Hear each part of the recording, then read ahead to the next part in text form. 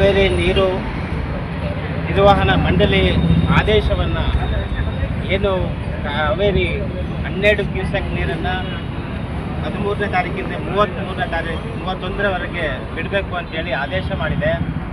ಈ ಆದೇಶವನ್ನು ಮತ್ತೆ ಕಾವೇರಿ ನೀರು ನಿರ್ವಹಣಾ ಪ್ರಾಧಿಕಾರವು ಸಹ ಎತ್ತಿಡ್ದಿರೋದ್ರಿಂದ ಕರ್ನಾಟಕ ಸರ್ಕಾರ ಭಾಳ ಗಂಭೀರ ಪರಿಸ್ಥಿತಿಯನ್ನು ಎದುರಿಸ್ತಾ ಇದೆ.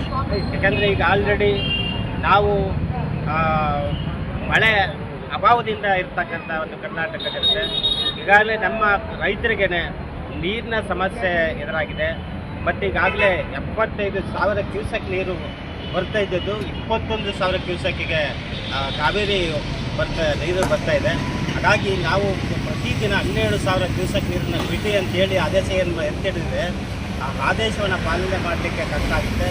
ಹಾಗಾಗಿ ನಾಳೆ ಕರ್ನಾಟಕದಾದ್ಯಂತ ಬಂದನ್ನ ಕಾಲ್ ಮಾಡಿದರು ಕನ್ನಡ ಪರ ಸಂಘಟನೆಗಳು. ಆ ಒಂದು ವಿಚಾರದಲ್ಲಿ ನನ್ನ ಪ್ರಕಾರ ಬಂದಿನ ಅವಶ್ಯಕತೆ ಇಲ್ಲ. ಆದರೆ ಸರ್ಕಾರದ ಕಣ್ಣು ತೆರೆಸುವಂತಹ ನಿಟ್ಟಿನಲ್ಲಿ ಇಡೀ ಕರ್ನಾಟಕದಾದ್ಯಂತ ರೈತರ ಪರವಾಗಿ, ಕನ್ನಡ ಜನತೆಯ ಪರವಾಗಿ ಮತ್ತು ನಮಗೂ ನೀರಿನ ಅಭಾವ ಇರೋದ್ರಿಂದ ನಾವು ಸರ್ಕಾರವನ್ನು ಕಣ್ಣು ತೆರೆಸಬೇಕಾಗಿದೆ. ಸರ್ಕಾರ ಜಲ ಮಂಡಳಿಯ ಜೊತೆಗೆ ಮಾತಾಡಿ ಮತ್ತು ಉಭಯ ರಾಷ್ಟ್ರ ಸರ್ಕಾರಗಳು ಕೂತು ಮಾತಾಡಿ ಒಂದು ರೀತಿ ಶಾಂತಿ ಸಾಮರಸ್ಯತೆಯಿಂದ ಬಗೆಹರಿಸಬೇಕು.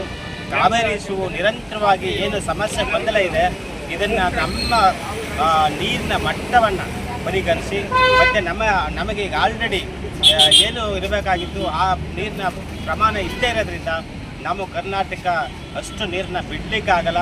ಈಗಾಗಲೇ ಬಿಟ್ಟಿರೋದೇ ಹೆಚ್ಚು ಅಂತಕ್ಕಂಥದ್ದು. ಯಾಕೆಂದರೆ ಕಳೆದ ತೀರ್ಮಾನದಂತೆ 52,000 ಕ್ಯೂಸೆಕ್ ನೀರು ಬಿಡಿ ಅಂತ ಹೇಳಿತ್ತು. ಆದರೂ ಸಹ ಕರ್ನಾಟಕ ಸರ್ಕಾರ 86,000 ಕ್ಯೂಸೆಕ್ ನೀರನ್ನ ಬಿಟ್ಟಿರೋದ್ರಿಂದ ಅದನ್ನು ನಾವು ಪರಿಗಣಿಸಿ ಸುಪ್ರೀಂ ಕೋರ್ಟ್ನಲ್ಲಿ ಏನು ಅಪೀಲ್ನ ಮಾಡಬೇಕು ಕರ್ನಾಟಕ ಸರ್ಕಾರ. ಮತ್ತು ಇವತ್ತು ತಮಿಳುನಾಡು ಸರ್ಕಾರ ಏನು ಸುಪ್ರೀಂ ಕೋರ್ಟ್ಲಿ ಮನವಿ ಮಾಡಿಕೊಂಡಿದೆ 30ರಿಂದ 37 TMC ನೀರನ್ನ ಬಿಡಿ ಅಂತ ಹೇಳಿದೆ. ಅದು ನಮಗೆ ಸಾಧ್ಯವಾಗಲ್ಲ. ಕನ್ನಡ ಜನತೆ ಅಭಾವದಿಂದ ಇರೋದ್ರಿಂದ, ನೀರಿನ ಅಭಾವದಿಂದ ಇರೋದ್ರಿಂದ ಮತ್ತು ಕುಡಿಯೋ ನೀರಿನ ಸಮಸ್ಯೆ ಇರುವುದರಿಂದ ಮತ್ತು ರೈತರಿಗೆ ಬೆಳೆಗೆ ನೀರು ಇಲ್ಲದೆ ಇರೋದ್ರಿಂದ ನಾವು ಆ ನೀತಿಯನ್ನು ಖಂಡಿಸ್ತೀವಿ. ಕನ್ನಡಿಗರು ನಾವು ಯಾವತ್ತೂ ಒಗ್ಗಟ್ಟಾಗಿರ್ತೀವಿ ಅಂತಕ್ಕಂಥ ಮಾತನ್ನು ಹೇಳ್ತೀವಿ. ಧನ್ಯವಾದ.